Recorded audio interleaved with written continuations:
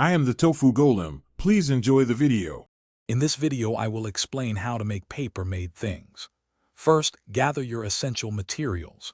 You'll need various types of paper, sharp scissors, and a reliable adhesive like glue sticks or craft glue.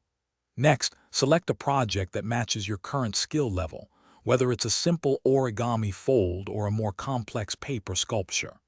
Finally, prepare your workspace by ensuring it is clean, well-lit, and organized, which will help you achieve precise cuts and folds. Mastering a few basic techniques is crucial for successful paper crafting.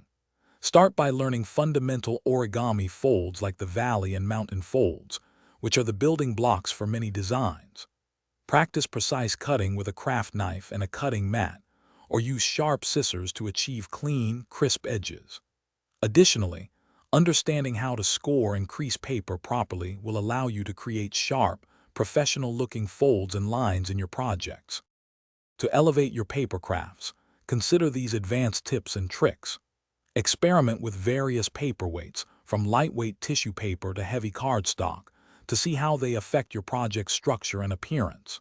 Using templates or stencils can ensure accuracy and consistency, especially for repetitive elements.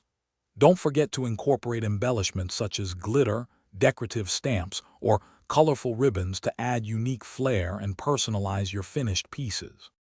The possibilities for paper-made things are truly endless. You can create beautiful decorative paper flowers, personalized greeting cards for any occasion, or even unique gift boxes. For a challenge, explore three-dimensional paper sculptures or delve into the delicate art of quilling, which uses narrow strips of paper. Always seek inspiration from online tutorials, comprehensive craft books, and the vibrant community of fellow paper artists to spark new ideas. Thanks for watching. Consider subscribing if we helped you today.